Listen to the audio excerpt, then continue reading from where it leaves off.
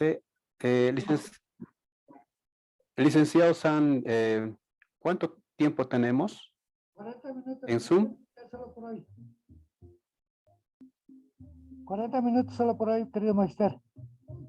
¿Cuánto? Perdón. 40 minutos primera parte.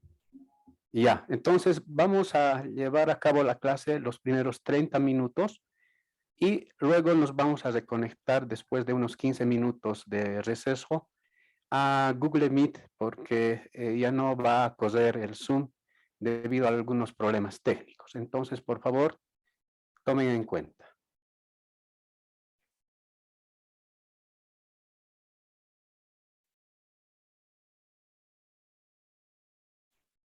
Muy bien, magister.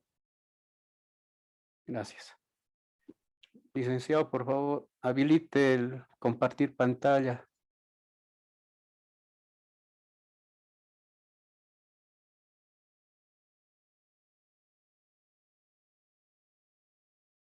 Ya está, magister. Sí, gracias.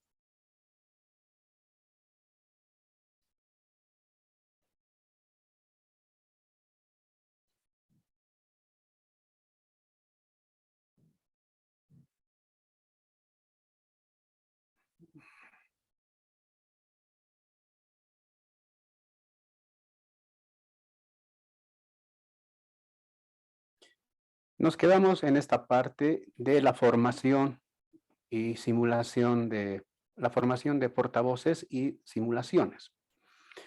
Entonces, es posible hacer una simulación en coordinación con todos los componentes del comité de crisis, con los responsables, con los ejecutivos y con los públicos internos para poder hacer una prueba y en tanto se puede encontrar también algunas fallas, algunos errores o algunas incongruencias en el plan. Por lo tanto, es importante este simulacro para poder hacer más efectivo el plan cuando se necesite. En cuanto a los medios, se dice que pueden ser utilizados en mayor o menor medida, dependiendo de la repercusión de la crisis. Hay dos herramientas en esto de los medios, el comunicado y la conferencia de prensa, que van a resultar importantes en este manejo de las crisis. Y para esto, la mayoría de las empresas, organizaciones, etcétera, tienen plantillas prediseñadas, modelos de notas de prensa, etcétera, para poder hacer efectivo estos medios.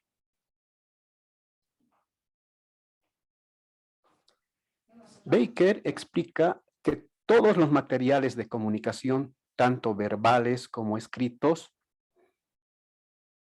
deben asumir la regla de las 5 Cs. Esto es, hay que hacer una cuidadosa atención, un compromiso al lado humano de las actitudes emocionales, porque según los estudios, las crisis, cualesquiera que sea, tienen un alto grado emotivo. Por lo tanto, hay que tener y manejar ese compromiso en tanto las actitudes emocionales. Debe también haber consistencia en las afirmaciones y las respuestas para evitar acusaciones de ocultación u ofuscación de la verdad. Transmitir la información coherente y clara para ayudar a comprender mejor todos estos componentes del problema de la crisis. También está la evaluación post-crisis, porque obviamente habrá que evaluar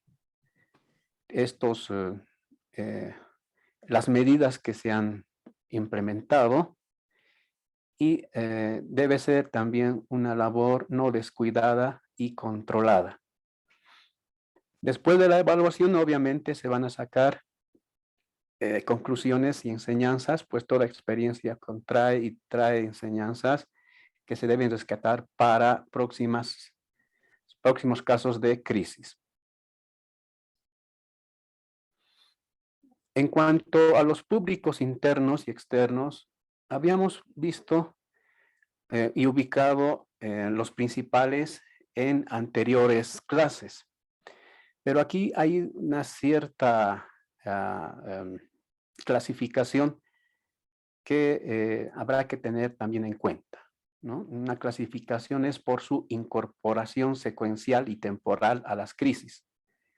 Aquí aparecen tres grandes públicos. Uno, los que están en la crisis de su origen, que puede ser el colectivo interno, los accionistas, los proveedores y los clientes. Dos, los que intervienen para controlarla, gestionarla y superarla. Estos son los directivos de la empresa, el comité de crisis y los asesores, que generalmente son externos. Tres, los que desde su puesto de espectador observan y opinan sobre ella. Los medios de comunicación, las redes sociales y el gran público, que es una masa, digamos, amorfa. Y ve por la forma en que son afectados. Suelen ser los públicos internos y los que mantienen relaciones de producción con la entidad, clientes, proveedores, consumidores, accionistas, etcétera, los que se verán más directamente involucrados y obviamente no se puede olvidar a los poderes públicos por la repercusión social de la crisis. Esto es, que puede intervenir el Estado, la policía, la justicia y todos esos elementos vigilantes de nuestra sociedad. Al haber crisis, obviamente se tienen que delimitar estrategias. Y las estrategias son una serie de procedimientos. Westphalen y Pinuel denominan principios estratégicos que básicamente son maneras de actuar con los públicos que tienen que ver con la crisis y la empresa. Diferentes estrategias de respuesta hacia los públicos pueden haber, digamos, no son mutuamente excluyentes. Se pueden mezclar las estrategias siempre y cuando se analice el punto coyuntural. Entonces, la primera estrategia frente a los públicos y ante una crisis es la estrategia del silencio. Se trata de no reaccionar ante las acusaciones o de hablar de ello lo menos posible. Su ventaja es simplicidad. Lo otro, obviamente, es a boca cerrada no entran moscas. Peros, como hay siempre peros, en la comunicación en su mínima expresión, es decir, el no comment, puede ser en el caso, por ejemplo, de rumores infundados, el silencio contribuye a secar una crisis que no es muy virulenta. La empresa puede optar por el silencio cuando no se vea afectada o implicada directamente. Pero en contrapartida, el silencio está mal considerado cuando nos enfrentamos a una crisis grave. Es decir, si la crisis es grave, no podemos quedarnos en silencio. ¿Por qué? Porque esto puede ser interpretado como una escapada y parece probar la culpabilidad de la empresa y como consecuencia la imagen de la empresa resulta bastante dañada. ¿Cuál sería el refrán para no estar en silencio?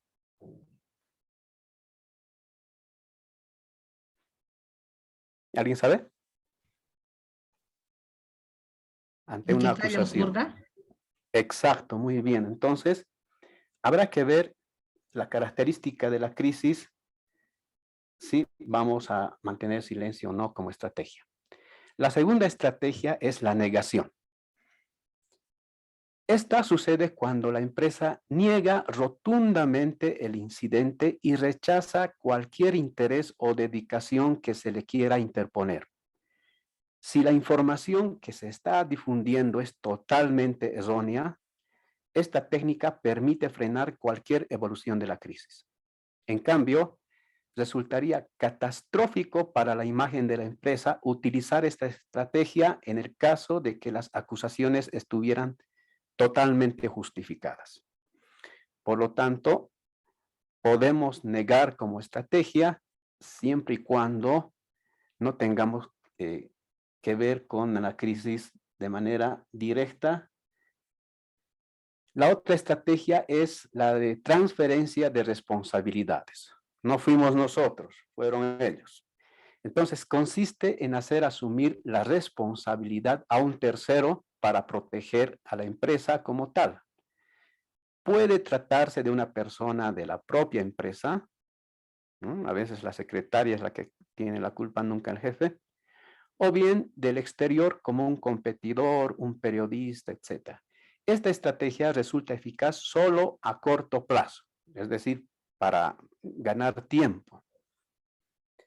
En tanto la empresa pueda generar otras estrategias o puede preparar su estrategia en general con más tranquilidad, su plan de defensa, se puede hacer eso, es ganar tiempo.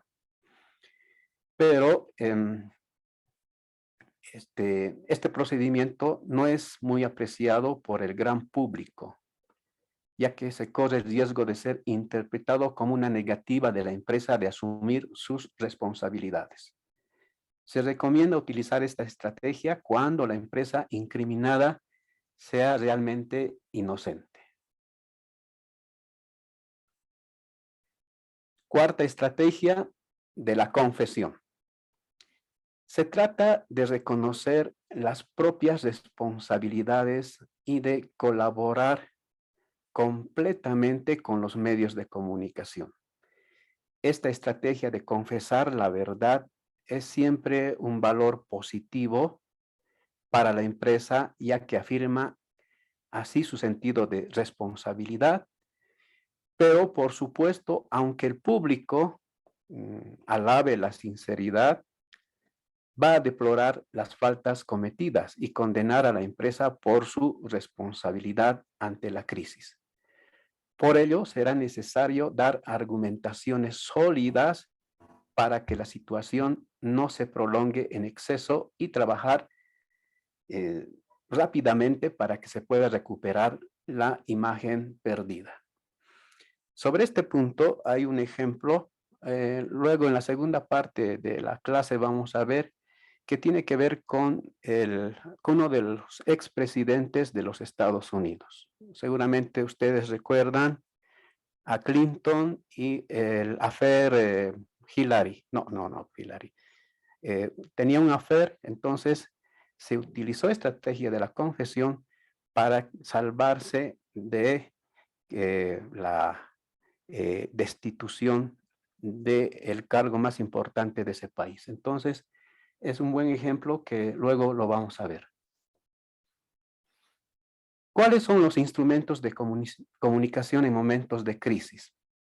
La empresa cuenta con una serie de instrumentos para comunicar, para desarrollar el sistema de comunicación en crisis y están básicamente tres instrumentos.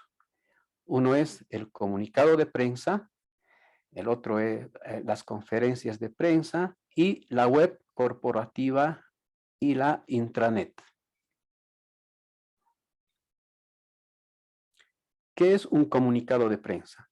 Consiste en la presentación por escrito de una afirmación o postura que identifica cómo una empresa responde a la crisis. Se especifica quién está al mando del equipo o comité de gestión de crisis. También se incluyen lineamientos diseñados por la empresa para resolver el problema.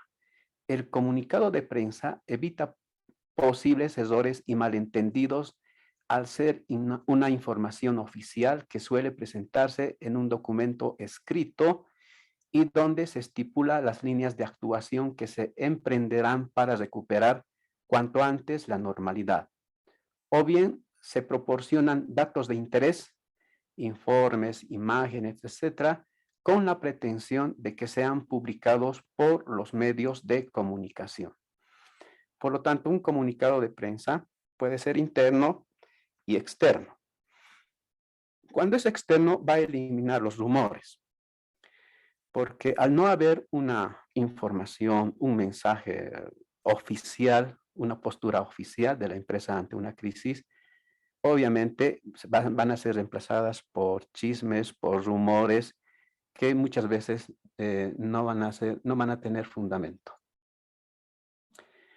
Entonces, un comunicado de prensa tiene como objetivo principal hacer aclaraciones de manera pública y oficial sobre un tema en específico que se haya presentado. El tema que se incluye en el comunicado puede tener que ver directamente o no con la propia empresa. Por ejemplo, en un conflicto de producción. En este caso, tiene que ver con la compañía, pero la empresa también puede hacer comunicados dando su opinión y estableciendo una postura sobre un tema que no esté directamente relacionado con ella, como algunas recomendaciones o a los clientes o usuarios. Recuerden que muchas empresas en la actualidad han sacado sus comunicados de prensa a la posibilidad de un aumento desmedido del sueldo discutido por el gobierno y la Central Obrera Boliviana. Entonces, no necesariamente tiene que haber comunicados de prensa que liguen directamente con la estructura empresarial. Las situaciones de crisis, obviamente, la empresa tiene que enfrentar y es necesario emitir un comunicado para evitar que la situación perjudique la reputación de la empresa y también debe haber aclaraciones si alguno de los trabajadores de la empresa ha tenido un comportamiento inadecuado o la empresa puede aclarar que no aprueba esta situación y que se tomarán las medidas necesarias. Bien, para desarrollar el otro instrumento, por favor, vamos a hacer el corte de la transmisión en Zoom y voy a generar un link para que podamos seguir la clase en Google Meet porque no tenemos más tiempo por esta plataforma. Entonces, por favor, tomen en cuenta, vamos a hacer un receso de 15 minutos para tal efecto. Entonces, en 15 minutos retomamos la clase porque es la última en Google Meet. Entonces, licenciado Randy, cortaremos para que volvamos en 15 minutos a conectarnos por Google Meet. Entonces, hasta dentro de 15 minutos, queridos colegas.